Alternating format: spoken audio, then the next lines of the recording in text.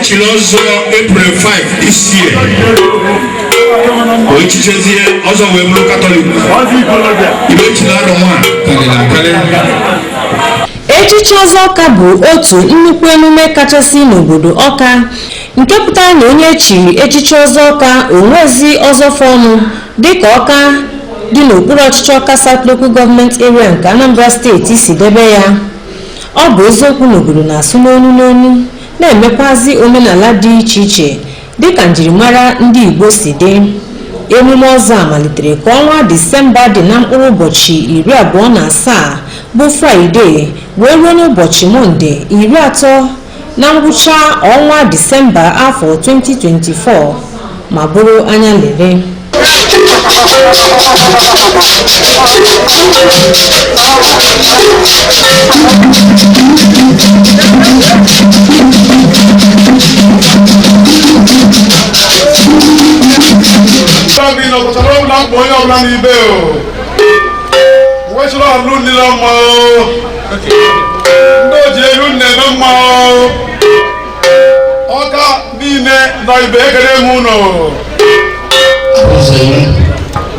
Ọ bụ n'obi barista Chekwube Osonwa na Obinagụ Amikwo ka ọ nọ kpọtụọ ebe ọha na eze ndị ọzọ ndị ichie ndị ikwu na ibe ụmụada ụmụ ọkpụ na ndị obodo jibiri bịara ịkwanyere ya ugwu pụrụ iche maka echichi ọzọ a nke eji ide abalị wee malite.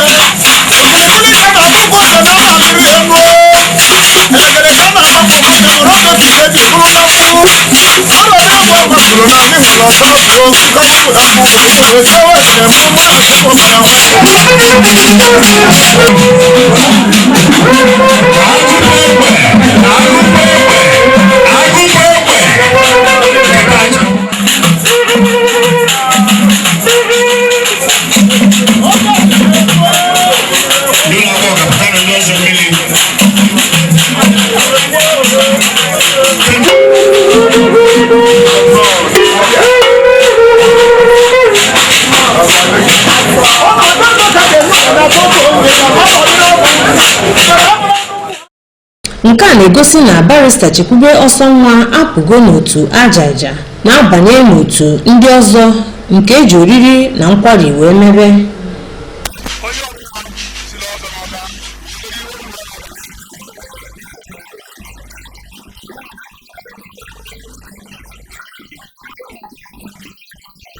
Onye ọbụla chiri ọzọ n'Awka ihe ọ fụtalụ na onye ahụ zuru ezu n'Awka na o nwere ihe ọzọ bụ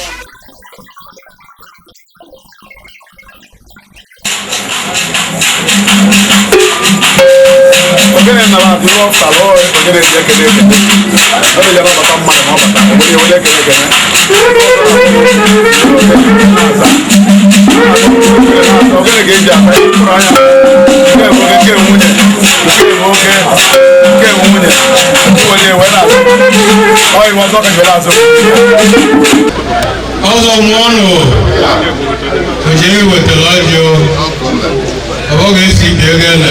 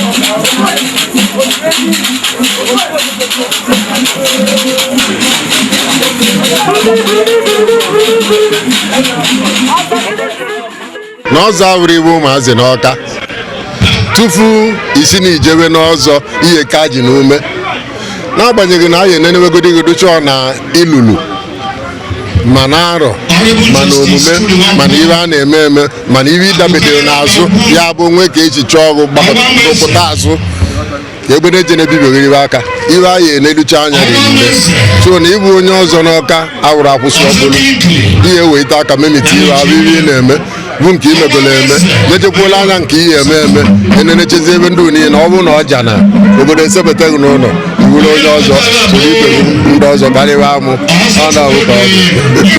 N'ịga n'ihu bụ ụbọchị nke abụọ n'emume a ka echiri barista Chekwube na oriakụ ya bụ Uche Amechi Osonwa echichi ọzọ jideziokwu na Ojieri Uche Amechi Osonwa dịka omenala Awka si dị.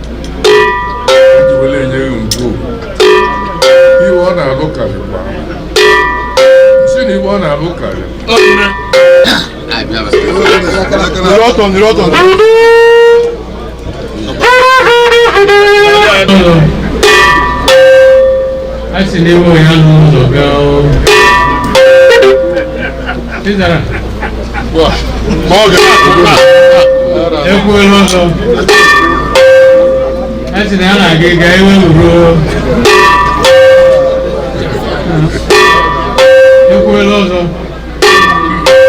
That's an evil more so. Oh, what a case.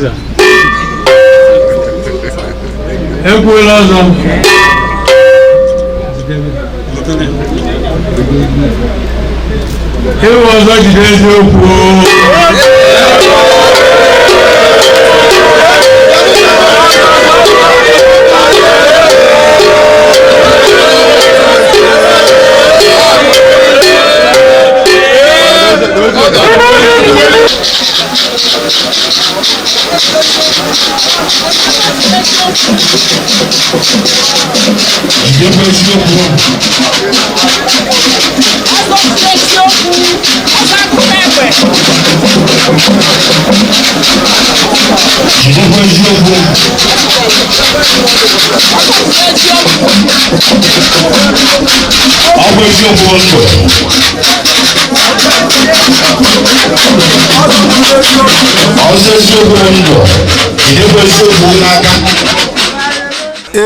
ọbịa bishokwu n'ibe a na-ekwu okwu ewu culture omenala ele ndụ chi ebu ọdụbendụ ka a na-ekwu ka eme ka oghele anya oghe na ọdụbendụ amaka ọdụbendụ adịrịrị ọdụ ibe niile obodo niile nwere ọdụbendụ ọ bụ ọdụbendụ ahụ ka anyị kwụrụ enu ebe ata wee na-eme anyị anaghị eme na o nwere ibe ọzọ dị n'ime o nwere ibe nkechi dị n'ime o nwere ibe ọzọ ibe ma ịgwọ ọgwụ ime ajọ ibe dị n'ime ọ dị aka ma abịaghị ma nọọ maka omenala be anyị ka a na-ekwu okwu ya ka anyị na-eme ka anyị si eme na-emeti ihe mma na-ezukọ ụmụazị ka esi eme maka na ọ na-agba nkịtị ọ nwụrụ ma ọ nweziri ibe anyị bụ na enwego onye Igbo na-ayọkwa Chukwu na a ga-emezu eto mezu onye nọ mezu onye ise mezu onye isii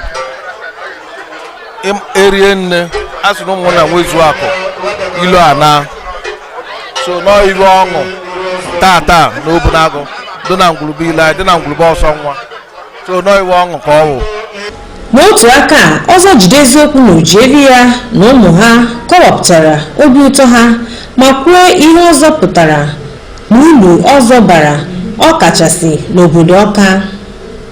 In my own family, I had an uncle. If Chekwube Osonwa, Osonwa family. I keyed in when he was doing I was enjoying it. In Chekwube family, my mom comes from Chekwube family. Most of the Chekwubes, Osonwa, all of us. When I was very small, Osonwa was taking his other title. I went to his house. We were out there with my mom, because my mom comes from that place. I went to him and said, Papa, I want meat. He took me and went to a pan where they were pouring meat, hot meat, used a knife and cut a very large chunk of meat and gave to me. I carried it as hot as it was. I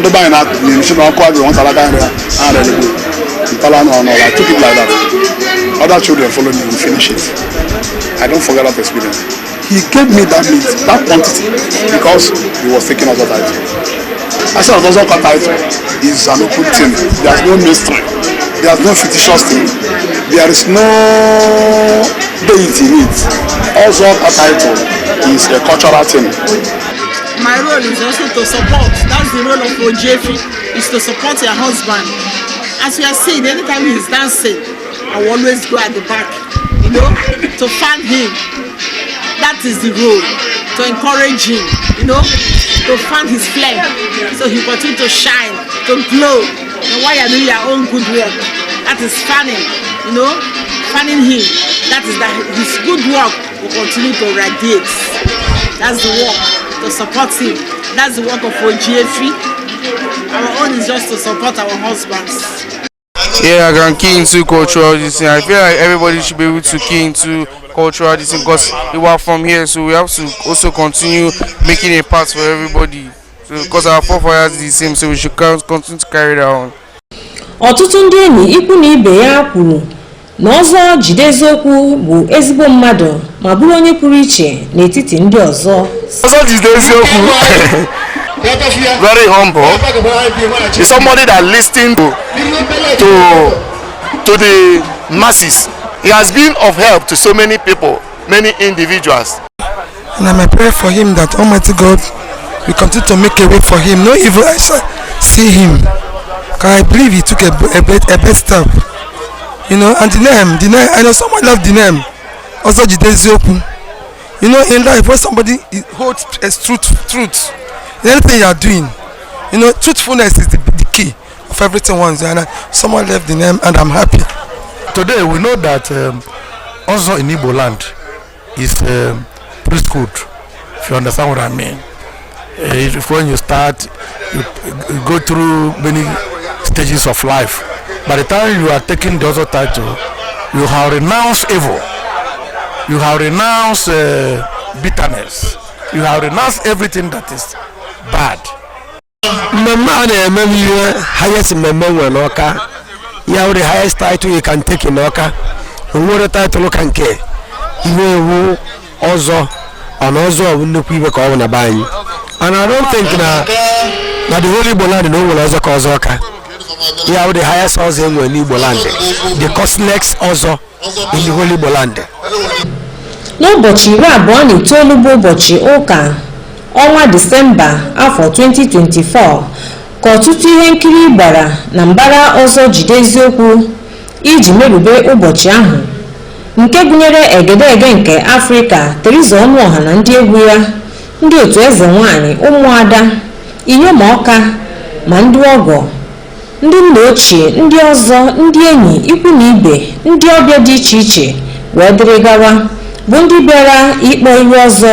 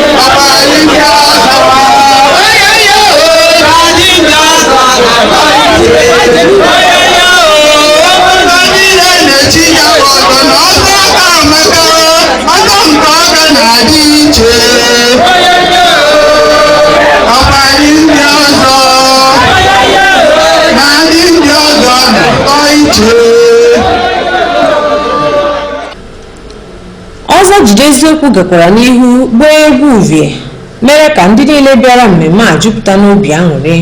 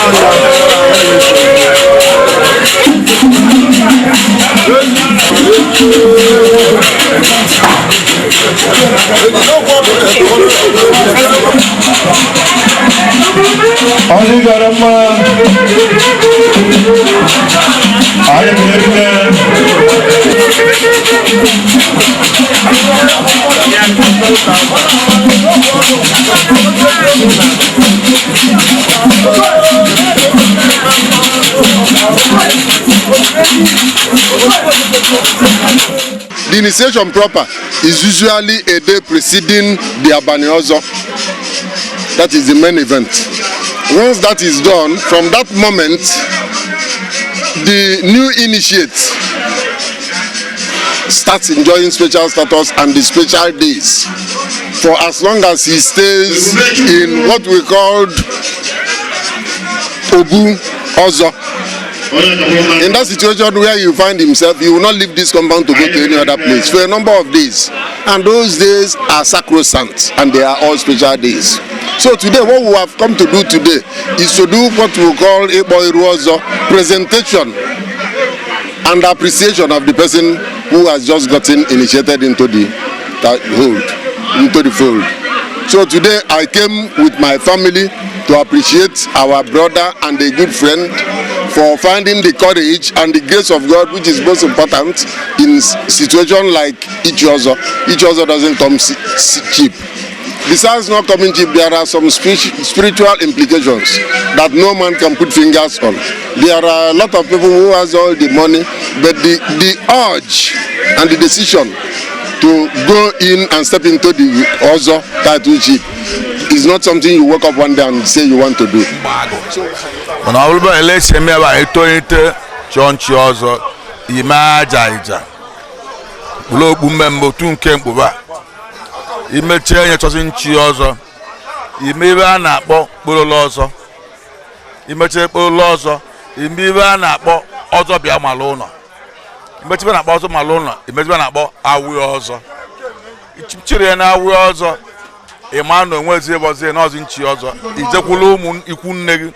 Jeweta ọma ọkụ ahụ na ndị ikwu nne gị na-apịa agha ọgbọ ya akụgbu amoosu amagba ajọ mmadụ ka i wee chi ọzọ wee fụta nwo na akwa ọzọ apịara agha ọma ọkụ enwezi wetaba ọnụ etinye gị chi n'ọzọ mgbe akpọzie gị ekwughela ọzọ ọgbọ kpụrụla ọzọ ọgbọ ọzọ kwụ etibe anyị tụzi mgbazụ ekwughela ọzọ na-ekwu ego n'ihe chi ọzọ ụbọchị ọzọ si luo ichi ọzọ agbụ ya owulu. Ọzọ Jide Eziokwu bụ onye amụrụ n'obodo Awka na ngwulube Osonwa. Ọ gụkwara akwụkwọ prima na sekọndịrị ya n'ụlọ akwụkwọ Igwebuike Grammar School dị n'Awka. Ọ gụrụ akwụkwọ ndị ọkaikpe. Mgbe ọ gụchara, o mere ọfụma wee tụrụ ugo asambodo ọkaikpe. Ugbu a, Ọzọ Jide Eziokwu bụ onye ọkaikpe nnọrọ onwe o ji achụrụ aka ya. Ọzọ Jide Eziokwu bụ onye ihe omenala obodo ya na-amasị, bụrụkwa onye na-eso nwanne nne ya wee na-aga emume ọzọ mgbe ọ bụ nwata mere ka uche ya dị n'ichi ọzọ na otu ụbọchị ọ ga-abụ onye echiri ọzọ. Ụbọchị o mere afọ 28 ọ lụrụ nwunye ya bụ Ujevi Uche Amechi Osonwa, bụkwa ụbọchị dabara n'ụbọchị o chiri ọzọ Jide Eziokwu.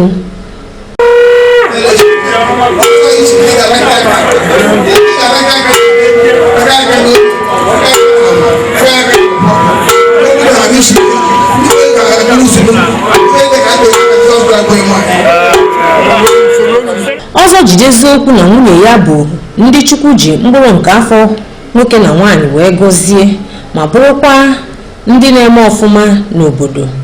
N'eziokwu, onye ọbụla bịara mmemme ahụ jupụtara n'ọṅụ dịka oriri na ọṅụṅụ gbara kasa, ebe ha jizizi obi aṅụrị wee laa na be ha dị iche iche, nke na ha agaghị echefu mmemme a ọkpụtọrọkpụ.